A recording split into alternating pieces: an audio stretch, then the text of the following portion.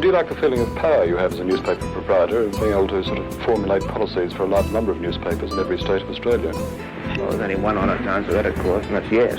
Of course one enjoys the feeling of power. The newspaper can create great controversies, stir up arguments within the community, discussion, can throw light on injustices, just as it can do the opposite. It can hide things and be a great power for evil.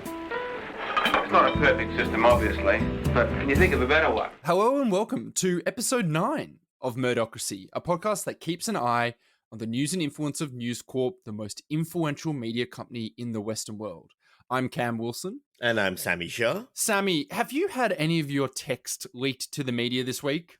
Not this week, but I always feel like it's an inevitable thing. Just given the fact that most of my friends are journalists anyway, it just you're always paranoid about like, am I going to say something and then one day this will be screenshotted in an article and I'll be cancelled fairly. Completely rightfully so as well, by the way. Yes. Well, that's probably a good sign that no one's at least publicly calling you out for lying or anything.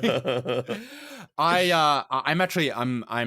terrible with sometimes tweeting pictures of my friends' text to me. I don't do it with their names and stuff in it, so I do protect them. But you know, if you are communicating with me at any point, you just have to accept that you might become content for me, and that's just part of our relationship. Is that a caveat that like you tell people up front though, or do they realize that inadvertently later?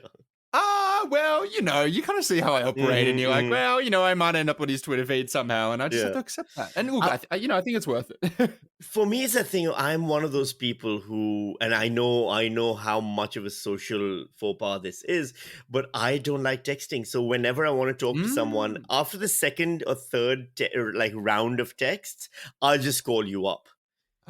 Because you are not a millennial. No, I'm a boomer. I have big boomer energy when it comes to calling people, and this thing happens where inevitably people will not answer because they'll be like, "Oh, I'm driving right now," or anything. And I'll be like, "I know, but so am I, and it's not safe for me to be texting. So let's just talk." Well, that's good. You know, that is our editorial position here. Don't text and drive. Yes. I do sometimes get on the blower to sort things out. You know, sometimes it is a bit easier, but that very much goes against my Gen Z, Gen Y. I'm Gen Y. I'm a millennial. That goes against my genes, my breeding, which is just to kind of text and avoid calls at all costs. And if a number that calls me, I don't know what it is, I'll absolutely let it go to voicemail. Nothing is more horrifying than an unknown number. Well, I bet Macron wishes he just called. Do you reckon that people care about Scott Morrison potentially lying to the French? Like Australians, do you think anyone cares? It's a very strange thing. So like me personally, and this might be because I spent like several years in America, particularly during the Bush era. I was there during the whole freedom fries stuff. That it was my time in America. I get annoyed by a certain level of Frenchiness, if I may. And so like after a while, I'm like, okay, get over it, Macron. Now it's getting a bit too much, you know.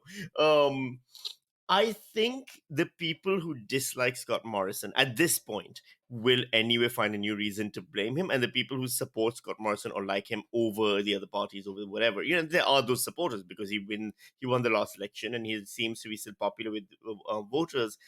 We'll just see this as more of, look, Macron got called out lying and he's doing what he's got to do to protect Australia's reputation.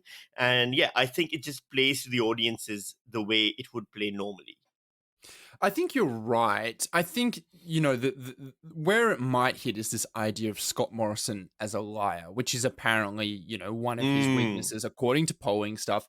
But for the most part, I don't think people give a shit about the French. Like, I don't think that, you know, anyone... I mean, I know President Macron is, like, genetically modified, you know, perfectly created in a lab to make the kind of, like, professional media class. You know, he really, like, lights up their brains in a way, you know, with his kind of, like, ruling from the center that him rebuking Scott Morrison feels like a big thing, and that's why I think we've seen it in the media. And also, you know, it's drama. We're all messy bitches who love drama. But ultimately, like, you know, I think people's eyes kind of glaze over a bit when we're talking about all these billions of dollars about subs and all this stuff. I think it might just be a bit overplayed, particularly when you consider that this week was supposed to be about, well, what are we doing about, like, the real threat, the immediate threat of climate change. Oh, there's been none of that coverage at all. No one in Australian media cares about what is it, COP26? I can't remember now. That's how much we care about it. Exactly. Sami, so we are talking to a special guest this week. Well, all of our guests are special, Absolutely. but some are more special than others, much like when you have multiple children, one is more special than the rest. Yes. Exactly. And this week we have former Prime Minister Kevin Rudd speaking to us. He is right now in the middle of a push to get this Murdoch Royal Commission. It will be no surprise to anyone listening that he has been quite critical of News Corp. I'm looking forward to chatting about him. I think we've got some interesting stuff to get out of him. We'll be pressing him. We'll be making sure he doesn't get off easy. But I'm looking forward to that. Before we get into our News Corp news of the week, I also want to say that we launched our Patreon last week, and that is for people who want to support us by kicking us a few dollars, pay for hosting, pay for us to do all this stuff like this. I wanted to thank Linda and Samara, who are our inaugural patrons. Thank you so much for signing up to support us. And if you do want to keep this going, the best way to do it is to just look us up and subscribe if you can. It's Patreon, patreon.com/Murdocracy, MURDOCRACY. That's right, Patreon.Murdocracy. Join that, put some money into it, because if you don't, we'll be forced to set up an OnlyFans, and really no one wants that from either of us. I'm sure there's demand out there, Sami, somewhere. A very peculiar fetish type site on the web, maybe, but yes. For our first story this week, is this how Alan Jones's career ends? Not with a bang, but with a Facebook post. On Thursday, the former commercial radio titan announced that Sky News Australia had offered him a new contract that took him off the channel and instead gave him a reduced role broadcasting 1 hour a week on their new streaming service, Flash. In effect, a big demotion. Sami, I think there's so much on this that I would actually love to do a deep dive, maybe in the following weeks, about Alan Jones's career. I know it's been more than News Corp, but I think he has, very News Corp vibes even throughout his career. But what do you think that it says that News Corp, who spectacularly recruited him to Sky News Australia from 2GB, or he just retired, but he did come over there briefly afterwards. What do you think that, I think it was 17 months ago that they did that, now they're ready to just let him go?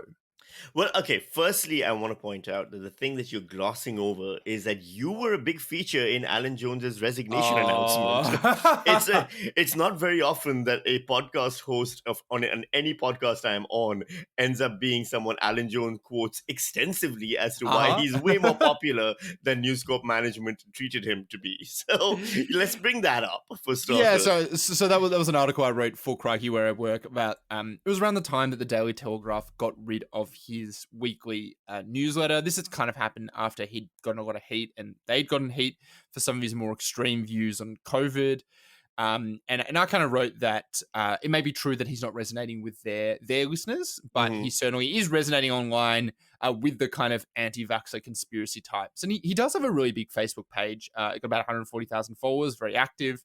I think the thing is that, for the Sky News Australia, even though it is digital, even though it's massive on YouTube, the thing that I think still pays the bills really is subscriber numbers and advertisers. Yeah, advertisers, exactly. And I don't know how many people who are spending, 23 hours a day on YouTube and in Facebook groups are subscribing for Foxtel. And I don't know how advertisers really felt about him and some of his, more extreme views. Well, part of that is why it seems, some of the narrative I've seen as to why Sky News got rid of him. Some of the credit, at least for that, has been taken by the group MFW, which is, Mad Fucking Witches is their official title. And it's basically a group of women around Australia who were very offended by when Alan Jones said, you should shove a sock down Jacinda Ardern's throat. And basically it's like campaigning for advertising revenue to be removed from his broadcasts. And I think, I don't know the level of success they had with that, but I think that would have played a part in whatever decision Sky News had to make in the end. But also, one of the things we're seeing a lot on social media is people going, finally, accountability. This is about accountability. This is about someone who says things that they haven't been held accountable for, finally facing accountability. And I don't know if that's actually the truth, because the fact that, realistically speaking, he's going to be replaced by Piers Morgan. who's just Alan Jones in a slightly more, I guess, British. yeah, exactly, in a slightly more crumpet suit, like that's. But so I don't know if accountability is really what it is. Even Andrew Bolt has gone, has gone to several pains to point out that this isn't wokeism. This is more to do with the fact that they needed to make space and money for Piers Morgan, who's just a bigger brand and a bigger name, and Alan Jones has had his run and had his time. So maybe it just comes down to that. Maybe it is about money, but not in the way we're thinking. Maybe it's not about the revenue loss that they were incurring by having him there, and more about the revenue gains that they can incur by having someone even bigger there. I have heard from one source that I wrote an article actually exactly a year ago today, which was, I was kind of one of the first people to point out that Sky News had really quickly created this enormous digital presence that meant that it was reaching far more people on there than it had on terrestrial television. And since then, I think that's been, everyone's kind of really accepted that, and we've seen a whole lot of stuff from there. But one thing I found out recently, and I've only confirmed this with one source, so take it with a bit of a grain of salt. But the reason that Sky News went and suddenly created this digital juggernaut that made it, it's bigger than the ABC, it's bigger than all the other commercial stations on places like YouTube in terms of views, was because places like MFW, Mad Fucking Witches, and Sleeping Giants had been targeting their advertisers, their traditional advertisers who were going through the Foxtel network. And instead they wanted to figure out another revenue stream, so they turned to digital. So in a weird way, I've heard, this is just from one person, the reason that they ended up creating this huge impact, like, we've seen like Sky News, like, I don't know if you remember that there was this the QAnon shaman who was this weird looking dude who was in the January 6th insurrection I remember, Capitol. yes, He had face paint in this weird outfit. He had been sharing Sky News Australia. We've seen that Sky News has actually become its digital operation. Parts of it that are promoting the more fringe ideas has actually become a big part of online, misinformation and fear-mongering that, in a perverse way, is actually due to the fact that there was pressure on their traditional advertisers here. It forced them, at least parts of them, to go more towards the kind of fringes, in a weird way, actually made them more impactful than I think that they had been in the past. That being said, my understanding is, and this is what my gut feeling would be about the Alan Jones thing, which is that, it was only a few weeks ago or a few months ago that they were suspended from YouTube for, in part, clips, including some from Alan Jones, that were deemed to be COVID misinformation.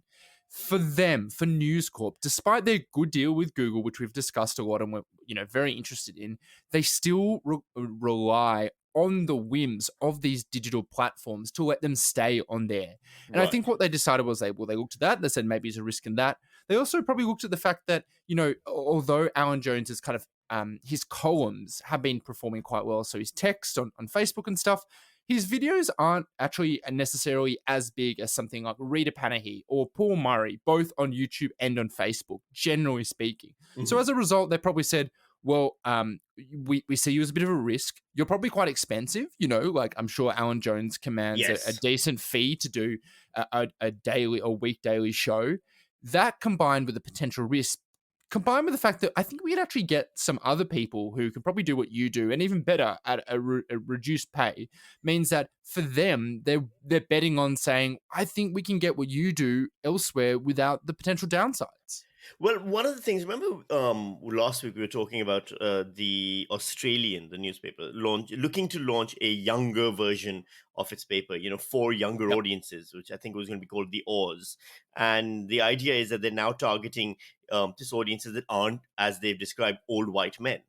And maybe this is part of that agenda as well, which is the overall News Corp agenda to seeing how popular they are on YouTube, seeing how popular they are on the social stuff, to go, well, let's just make sure all of our content is just working harder at getting that cohort than just, the kind of aged pensioner who hates brown people because they've never actually met one, who normally would listen to Alan Jones.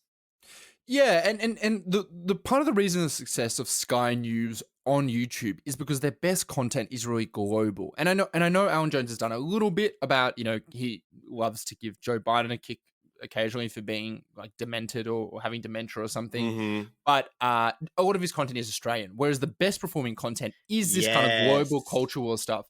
I mean, just to give people a sense of their scale, Sky News Australia has had their content viewed that is 1.5 billion times. Mm-hmm. They have 2.12 million subscribers. And they continue to kind of grow really big. Like they really only began their digital, like they only began really doing YouTube since about like halfway through 2019. So in that time, in just 2 years, they have overtaken the other commercial networks because they've said, let's appeal to a global audience and let's say the stuff that other people aren't necessarily going as far as saying. And it's easy for them. Like, like I said, that kind of talking about Joe Biden having dementia or something. I think like I looked at it yesterday, 5 out of their 10 top videos on YouTube by views are about that. That doesn't require any unique reporting. Like it's not like they're going out there and giving Joe Biden a test. What they're just doing is saying something that they know will go viral because it's one of the, common attacks of Joe Biden. And because they're in Australia, no one really cares what, Paul Murray is saying about Joe Biden. So they're not getting any real blowback, but it performs so well. And that's what they're betting on. They're saying we can do this elsewhere and we can kind of get that kind of revenue and interest through there. And if you look at it, they're probably saying we've got 2 real revenues. We've got from our terrestrial television, and that's subscribers, and we've got terrestrial advertisers. Well, Alan Jones is a risk to those advertisers. And then on digital, well, I mean, he's not quite really as performing as well as these other people. So he's kind of caught in the middle. And although I think he is successful, and I think Alan Jones could easily, he could do a podcast, he could launch his own Substack newsletter. I don't know, he could get into Mark Zuckerberg's new metaverse. He could do anything, I think, and monetize that quite easily. For News Corp, for Sky News Australia, I think he just presents more of a liability when it all comes down to it. Well, I, for one, will miss him. No, I won't. Of course not. Sammy, here's a story that didn't get as much attention, which I'm very interested in. Zoe Samios from Nine Paper says that News Corp may soon face a limit on how much paper they're allowed to use. She reported that Norwegian-owned Norske Skog, I hope I pronounced could not that right. think of a more Norwegian name than Norske I know. Skog. They're one of Australia's major paper suppliers. They've told some smaller publishers that they're going to increase the rates that they charge by 30 or 40% in the next few weeks. Specifically, they've also told small publishers that they may place a limit on News Corp as they are the biggest consumer of paper for their physical papers. I mean, I don't really know what to think of this. I'm not as much of I'm not too, I guess, nostalgic about physical papers. I consume all my stuff online. What about you, Sammy? Are you a physical paper reader or are you digital? Look, I'll still definitely buy a physical paper from time to time. If there's an article, if there's someone I know who's been featured in an article, or if there's, if very egotistically, if there's an article about me in the paper, I'll buy a copy of the paper because I want it. I want to keep it. And there's a certain romance in my head still around holding and reading a physical newspaper. When the Weekend Age comes out, you sometimes pick that up, or the Saturday paper or something like that. Even from time to time, I've picked up the Herald Sun just to see, what's in there. When you're sitting at the dentist's office or the doctor's office, it's good to have a newspaper handy. I also am very aware that, I teach university students, I teach journalism classes, and none of my students have touched a physical newspaper in their lives, probably. So the decrease in publication numbers on physical newspapers, I think more than anything, we know, for example, that the Herald Sun and the Australian stuff, they don't have as many subscribers as they print, but publishing a physical newspaper is good advertising. Every physical newspaper you see lying around is a bit of advertising for that paper.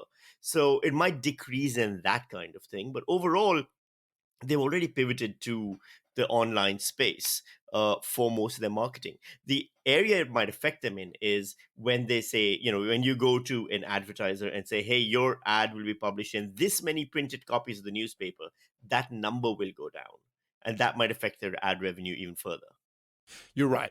Physical advertising remains much more profitable, even though it is actually becoming a smaller source of revenue for them. There were some more financials that came out for News Corp this week, and they were good. Again, they said in their last quarter of reporting, so I think last week we spoke about the year. Now they've said the last quarter, which finished in September, they said it's their most profitable quarter yet. And here are some specifics. So revenue increased at News Corp Australia by 14%, but continued weakness in the print advertising market has brought down Australians' financials. So that remains for them, even though it's a dwindling source of their readers, still remains a significant portion of their revenue. But in terms of their digital transformation, they've gone from having 727,000 digital subscribers to 897,000. So almost 900,000 in just a year. It's clearly digital, the future. Like, I mean, everyone is kind of moving towards that. I guess, am I being too flippant about the idea that everyone's just going to go digital? Like, I know, of course, there are some people out there who are probably older, who are less digital savvy. But is that kind of just like, for lack of a better term, a kind of dying generation? Like, do you think that in the future, everyone's going to be digital and there'll be no paper? Or am I being, I guess, too hasty to say, it's not really a big problem? Well, we've seen this in the publishing industry, for example, where ebooks and the rise of ebooks and the Amazon ebook reader and all of these things were heralded as the end of traditional publishing. But in the end, it turned out people still like physical copies of things. Now, that's still different. Obviously, the book publishing was very different from the newspaper because you have a book for longer, and the book lost the shelf life of a book literally is much longer than that of a newspaper. From environmental purposes, I can see how daily newspapers, being physical paper things, will go the way of the dodo, and we'll end up with maybe just the weekend editions coming out as physical things, and everything else goes online. But at the end of the day, this is still stuff that people are negotiating and navigating while being quite blind about it. Zuckerberg did his metaverse entire demonstration, and that thing looked horrendous. It looked like something out of the 1980s. That was already, Second Life had already lapped that kind of technology a decade and a half ago. So we're now at that stage, I think, where the digital space and the ubiquity of it is not where we thought it would be, but its encroachment on print when it comes to newspapers has been so devastating that in the end, advertising revenue losses has been unrecoverable. And that's where the newspapers are most being hurt. We know that. So who knows where this will go in terms of actual physical newspapers and advertising revenue, but it doesn't speak well for News Corp. One thing I think about is how the physical newspaper really does actually make me consume news differently. When I hold a physical newspaper, I'm more likely to read things that I wouldn't perhaps click on because I'm like, it's just there. More, I guess, weight is given to how the editors and sub-editors lay out the paper and saying what isn't important. Whereas Absolutely. I see when you look through your social media feed, which is how I consume a lot of my news, it's, whatever headline or thumbnail appeals to me that happens to happen, come between everyone's tweets, funny things that you tweet, Sammy, other, news articles, anything. And obviously it's more competitive out there. I do think that look, I'm unashamedly a digital native, but I do think that there is kind of like, without the physical paper, not to get too, sentimental about it, we do lose some of the legitimacy, am I being too wanky to say majesty of the here is something that people produce, that's information that's important, and you consume it in a slow and measured way, rather than here's an article that I saw with a shitty headline that I'm going to retweet saying that I hate everyone. You know what this feels like? This feels like, what's the season of The Wire, which was set mostly around the newspaper publishing industry? I think it was season 4. And just the death of the Boston Globe and that romance kind of dying around it. This feels like that. This feels like the moment when we're all even though it's a News Corp newspaper, we're all kind of sad to see it go. And finally, News is expanding its on-demand audio arm, and it's hired 3 new audio journalists. I don't know if you know much about their podcast portfolio already, but they've got things like podcasts with Samantha Armitage, Mhm. Matty Johns, the NRL player. And also they do a lot with smart speakers like Alexa. And I was really surprised. I was looking through the podcast charts, which are released to the industry. And places like news.com.au, places like Sky News in particular, are really dominant there. They have Mhm. huge amount. I think Sky News Australia gets 250,000 listens a month, or they're very, very high up there through these on-demand audio speakers through things like Google Home, Alexa, which is Amazon as well. With these appointments, they're looking to expand their content even more.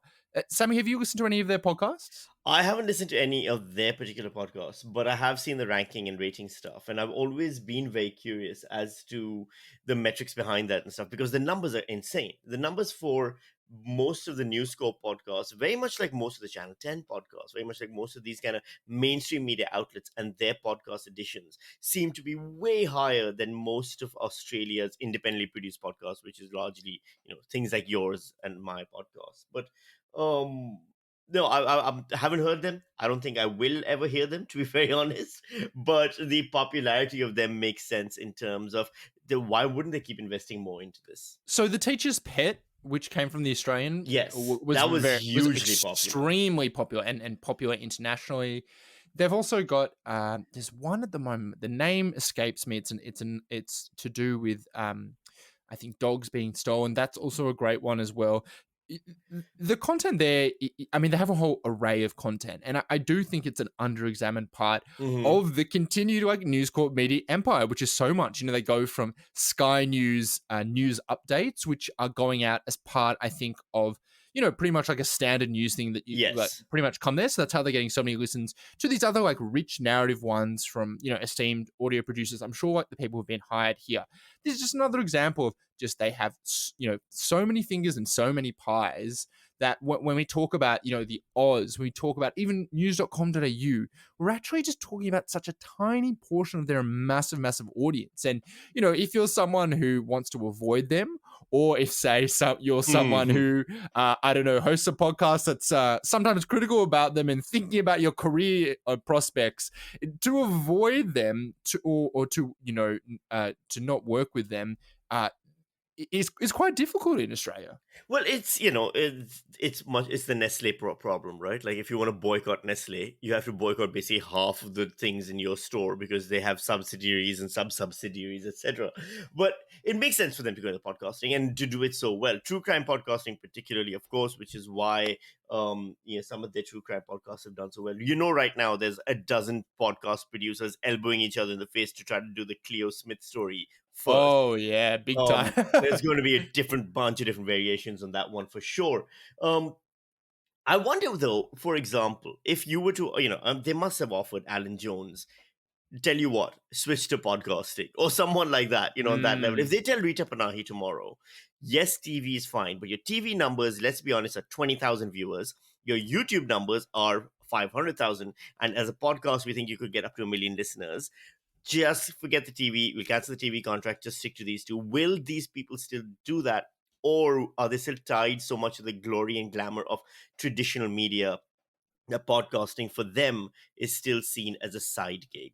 Yeah, interesting. I know that Hamish and Andy have gone from being top of radio to absolutely dominating podcasting. And I have to say, it doesn't have the same like immediacy of radio, obviously, and probably doesn't come with that same adrenaline and the feeling of everyone consuming your content at the same time. But also, I imagine it would be pretty convenient as well, like for Alan Jones having to wake up every morning at, God knows what hour and do that every day compared with, you just, go in the studio and bang out a few episodes and give them, schedule a few for later in the week. Must be very convenient.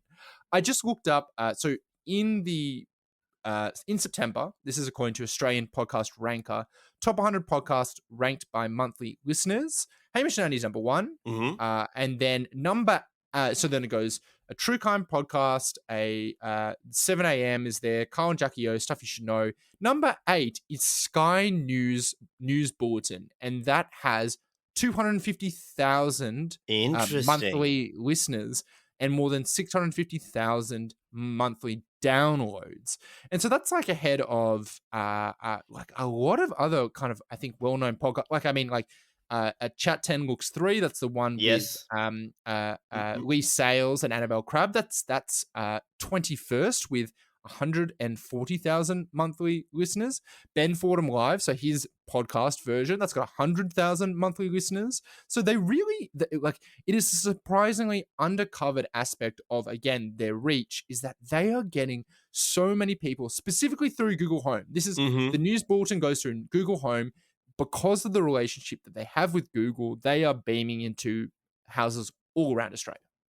You know what? Here's what I think we should do. We at some point we need to do a Alan Jones episode. Just looking at the legacy, the influence of Alan Jones in and through News Corp. We need to do a podcast episode, Cam. We're going to have to listen to a ton of News Corp podcasts and decide how we feel about each and every one of them and what we like, rank and what we them. don't like. Yeah, I think we're going to have to do this. I thought you were going to say we need to launch our own Murdoch-focused news bulletin to go out on Google Home. I didn't even think about that. That's too much work. I think we could find something to fill up the bulletins. And now let's talk about Good News Corp and Bad News Corp. The Good News Corp story of the week is, we were talking a little bit earlier about the Cleo Smith coverage and, how much of media has been kind of dedicated to covering the story of this little girl who went missing for 18 days and then was found alive and well, luckily, and through the police work, etc.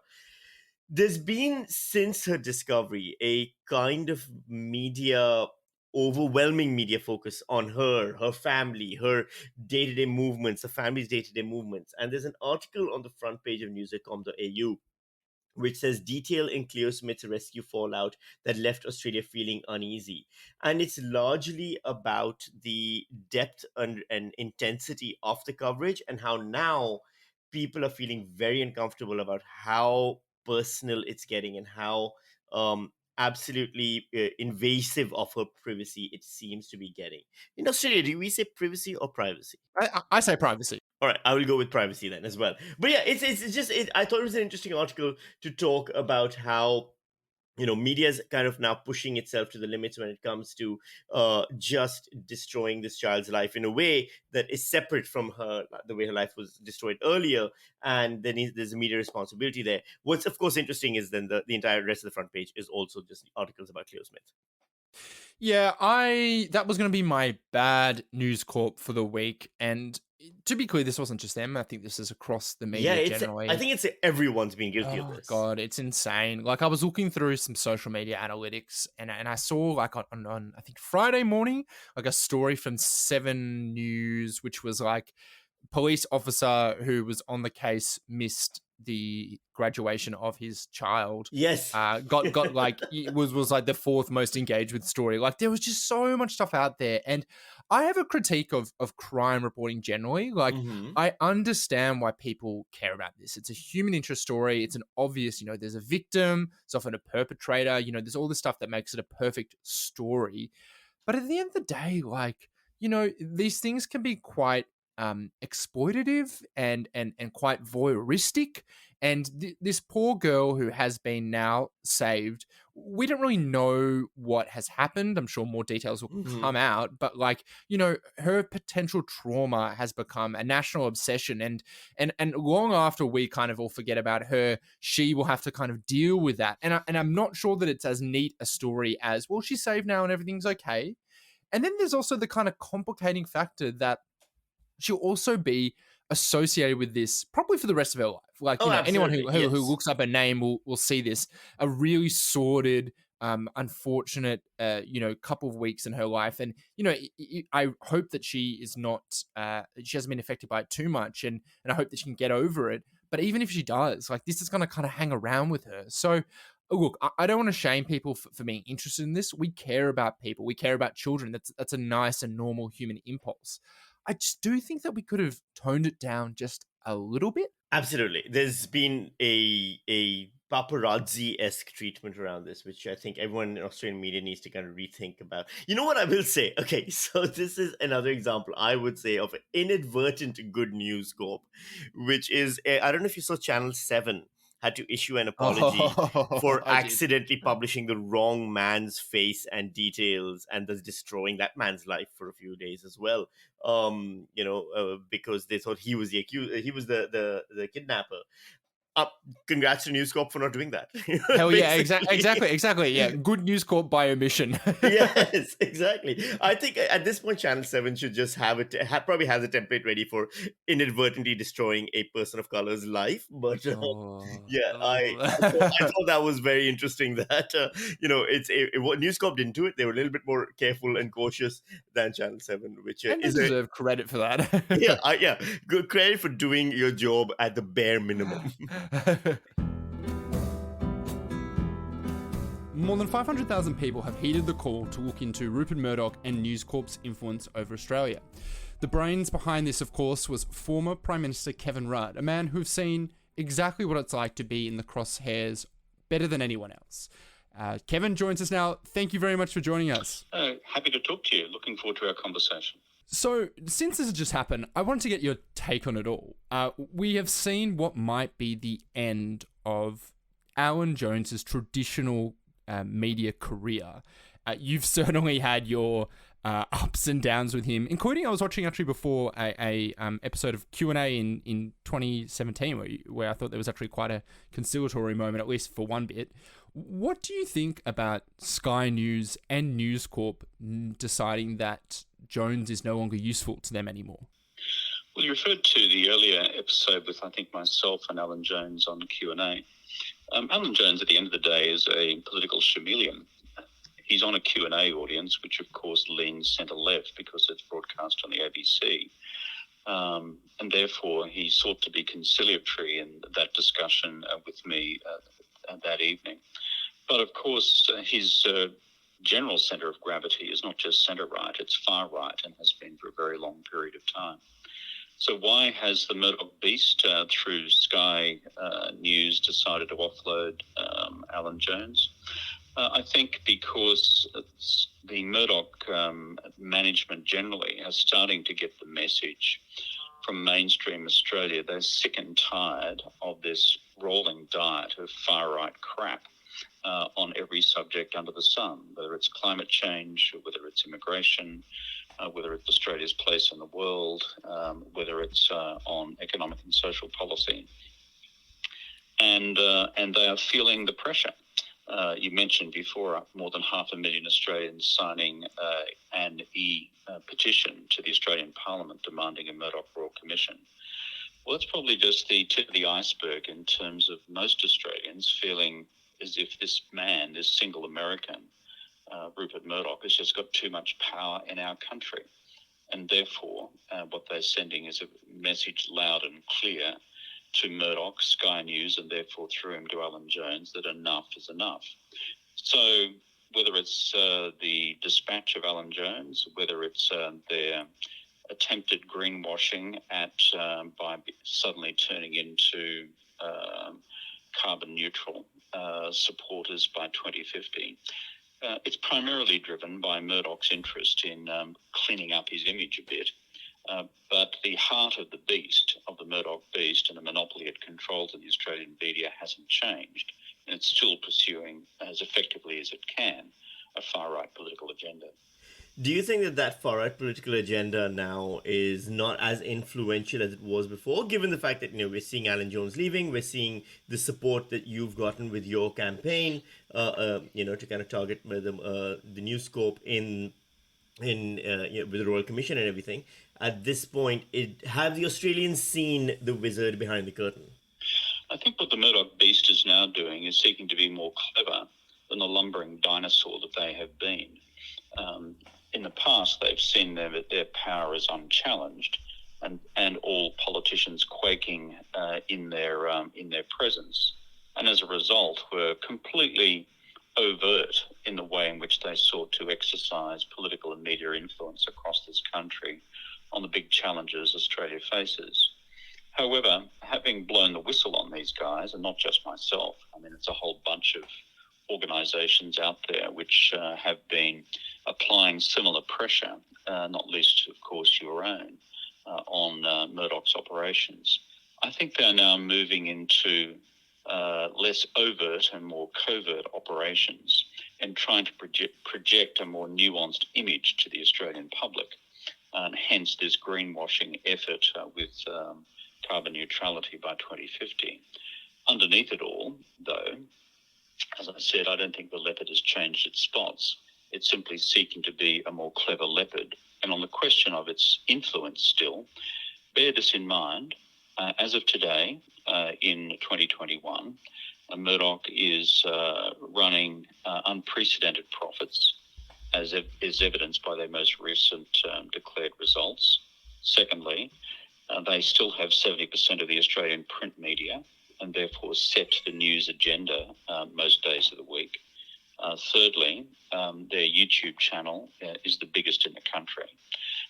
Fourthly, Sky News now has broadcast and rebroadcast rights through both the Prime and Win regional television networks, so that all that Sky After Dark stuff that we see, in fact, is now being pumped out on a daily basis right across regional Australia, following the model which Murdoch's Fox network used in America to go out to the highways and byways of regional America and progressively radicalise those parts of the United States to the far right. So we underestimate the power of the Murdoch beast at our peril. That's why Murdoch Royal Commission is still absolutely essential for the future of our democracy. Kevin, can you explain what the influence of News Corp is like when you're in politics, when you're in government? Because, sometimes I think people see, there's, I think, an almost caricature of News Corp, which is that you've got Rupert Murdoch himself, editing, people's writing and setting the agenda, when it's obviously a lot more nuanced than that. What's it actually like to experience that, and how do you see it influence politics? I think if you look at it as several layers of influence, at the outer layer of influence, what Murdoch does, because of his domination of the print media each day, and by print I also mean the online versions of their print mastheads, is seek to set the day's political and news agenda. And they do that through what they run on page one of their papers.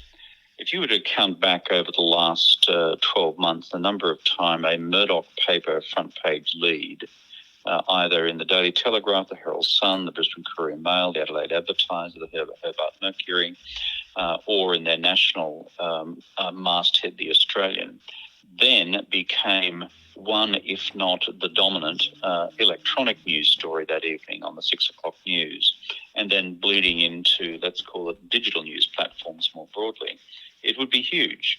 So at this outer layer, they actually set often the parameters, the tonality, and if they can get away with it, the content of the big news or political debate of the day. That's where the influence is most pernicious. And that's one of the core problems with the monopoly.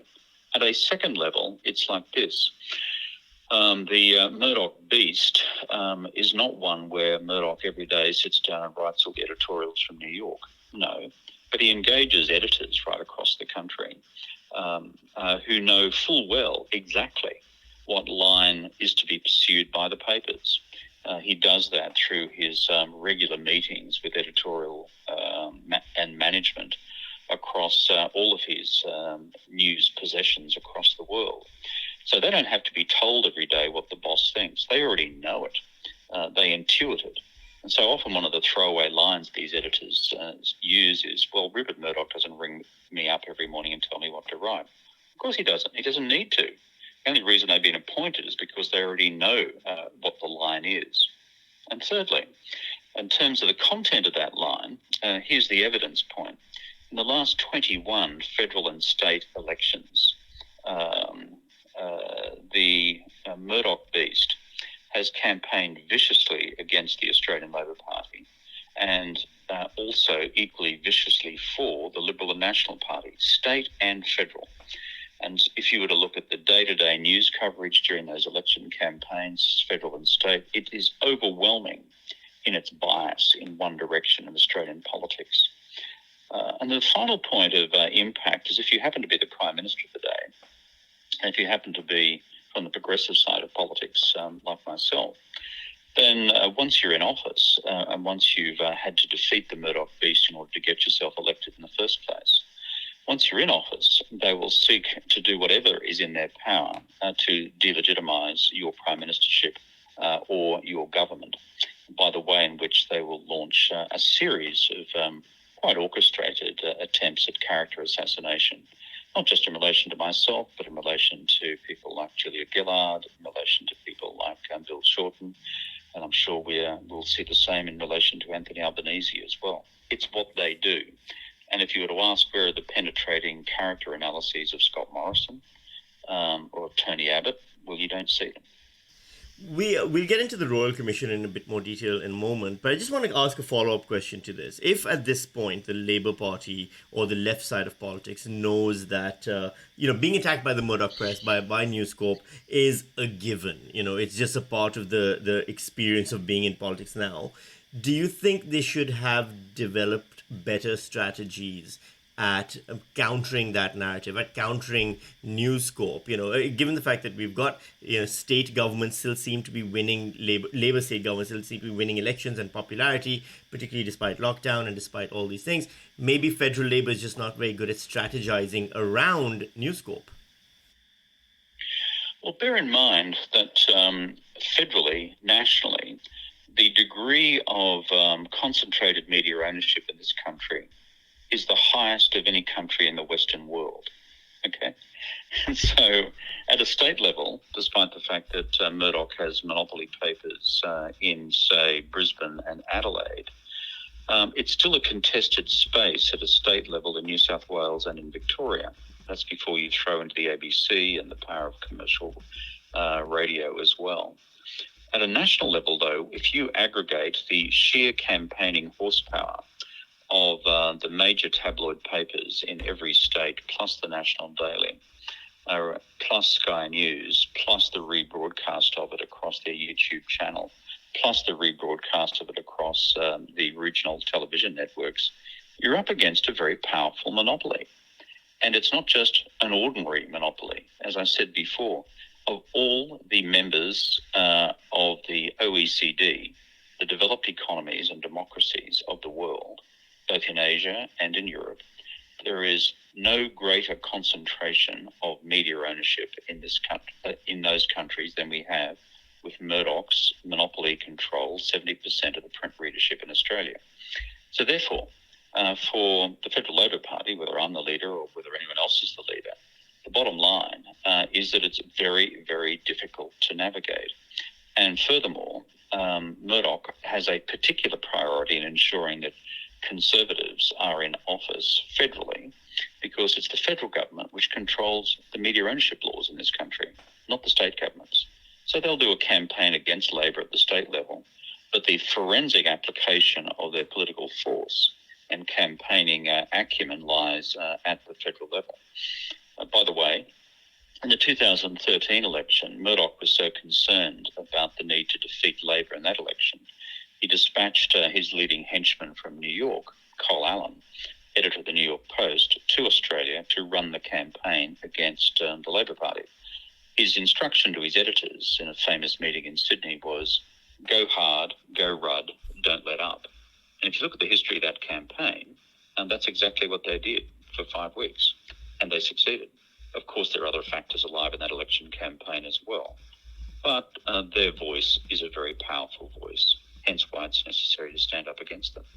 Your submission to the media diversity inquiry that came out after your campaign started was that you want to hold off on any specific recommendations other than funding the ABC until after the Royal Commission. Can we draw you on whether the media diversity inquiry that came out of your push that's happening right now has brought any specifics to mind, or are there any general areas or other countries that you think are doing regulation around this stuff well that you'd like to see adopted in Australia? Not particularly. As you rightly argued, the single recommendation I've put out there so far is that to preserve the Australian democracy and to preserve anything vaguely approaching media balance in this country, we need a properly resourced national broadcaster, the ABC, and a properly independent one as well in terms of its board and senior staff appointments. So what I've suggested is that for the future, we establish a baseline for ABC funding. Perhaps it could be a baseline established in terms of where we got to with ABC funding as of 2013. Then you legislatively entrench that with a normal escalation formula to deal with cost inflation over time. And that becomes your ABC base funding for the future. And if you wish to add to that as a government or an ABC over time, then you can, of course, do that through further increments to the budget. But you would therefore, through legislation, protect the base of ABC funding from the normal predations of the Liberal and National Party, who have made it almost transparently clear that they want to destroy and or privatise the ABC altogether. And what they do at present is they do that by the back door, by undermining the ABC's budget on budget eve every year, when everyone's focus is on every other cut or every other increase in government outlays across a whole bunch of other portfolio areas. And it will be very difficult then for a future Conservative government, if we got such legislation entrenched, to then go to the Senate of the day and say, we really want to slash the ABC's budget, and because that would probably mean slashing ABC regional programming, where a lot of the senators would come from, who are independents or even National Party senators, and they would be forced to vote on the bottom line to get rid of the ABC and their ABC services in their area. So that's one area where I think we have a particular proposal to put forward. But for the rest of the recommendations, given the complexity of the debate around media platforms, print, electronic, digital, as well as all the cross-media ownership laws, that it's important that a Royal Commissioner be empowered so that she or he has the opportunity to look at all the models that are available across the rest of the OECD and to devise a new one for Australia to maximise our future media diversity. You don't have to have a final prescription in mind in order to diagnose that a problem exists which needs to be addressed. And the fact that we have the highest concentration of media ownership in Australia of any other developed democracy should be the automatic trigger point for a Royal Commission in the first place. What are the chances, you think, of the Royal Commission actually getting up? I think they are reasonable because we now have a groundswell of public support. It's not just the 500,000 Australians who have signed a petition. It's not just the fact that that petition of itself triggered a Senate inquiry. And the fact that we'll have that Senate inquiry report on whether, in fact, there should be a Royal Commission when it finally delivers its outcome sometime later in November. It's the fact that right across Australia now you see a groundswell of support. For example, we've established now Australians for Murdoch Royal Commission, AFMRC. We've appointed Sally Rugg as the director. We are engaged in our own online fundraising for this not-for-profit organisation to enhance our research capabilities to follow what Murdoch is doing in order to hang a lantern on the problem. And this is growing in terms of our overall strength of public participation. The bottom line is whether people's politics are centre-left or centre-right. I think in their heart of hearts, Australians across the board, and I've got to say particularly in regional Australia, not just in metro Australia, have had a gutful of this swaggering, arrogant oaf, Rupert Murdoch, the billionaire, the American billionaire, having so much power in our democracy. It is a cancer in our democracy. It's a protection racket for politicians of his choosing, and it needs to be brought down. That's why we're doing what we're doing, and the public are onto this and are supporting it. If and when we get a Murdoch Royal Commission and we get some changes that come out of it, I want to know, Kevin, what do you think that Australia could look like in 5 or 10 years? How different do you think things would be if we saw some real change happen? Early this year, I became so impassioned by this subject, I read a little book, less than 100 pages. Unusual for me to write something that short. It's called The Case for Courage. And part of it deals with the major national policy challenges our country faces to secure its future. and part of it deals with the Murdoch problem. But you ask, therefore, what could change if we had genuine media diversity in this country? It would be, at the very first level, to have the basis for a genuine national debate, national conversation, and national resolution of our future course of action as a country, as Australia, on the overwhelming policy challenges we now face, whether it is the restructuring of our economy in order to make us less reliant on hydrocarbons and the mining sector, in order to embrace biotechnology, information technology, and renewable energy. Whether it is, in fact, a national strategy which seeks to turbocharge what is slowly unfolding on the renewable energies front, whether it is a national debate properly informed about how we secure our national security future with China and the United States, whether it's a national debate about how to ensure that we have decent levels of equity in Australia so that we don't have large groups of Australians left completely behind, and whether we have a national conversation about, for example, our future optimum population size and my views about the importance of a big Australia. At present, our ability to have a sustained national conversation about those big questions which determine whether or not we as Australia have a viable future or not, these are being suffocated by the current Murdoch media monopoly, because the way in which they set the parameters for our national conversation about these subjects at present is so ideologically driven that either the debates are never ventilated, or if they are ventilated, they're ventilated in such a biased and partisan and tabloid way as to prevent a real conversation from occurring.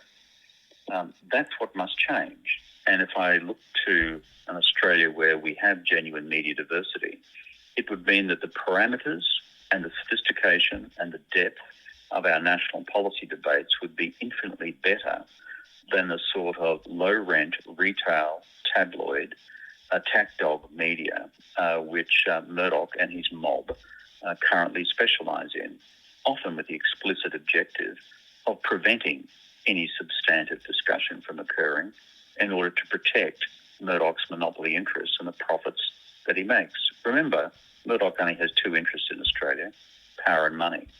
The rest of us who are passionate about the country's future actually want to carve out a decent future for all Australians, not just Murdoch's mob. You're the only one out of the three of us right now who's met Rupert Murdoch. I don't think Cam and I will ever be given that chance. What's he like? Murdoch is a canny business operator. Murdoch is a person who has little interest in what I would describe as the world of the mind. If you were to try to engage Murdoch on discussions and debates about philosophy, of political science, of economic theory, or international relations, that's not an area, these are not areas in which this guy is faintly interested. Where he's interested is the maximization of his personal power. And you sense that and you feel that in the conversations you have with the guy. Furthermore, yes, he has built a significant business empire, but his view of the world is not an expansive one. It is one restricted to Murdoch's direct commercial interests, his interest in maximizing cash, and furthermore, his own far-right ideological interests, which are hostile to any form of progressive government around the world under any circumstances. And you don't have to be a Rhodes Scholar to reach that conclusion with two or three conversations with him. And his son Lachlan is just as bad. I have to ask then, just before we wrap things up, are you watching Succession? Not yet, but my daughter Jess recommends that I do so, and it's now on my it's next on my my television series watch list. I've got to work my way through The Good Doctor first. I'm rather taken by that one.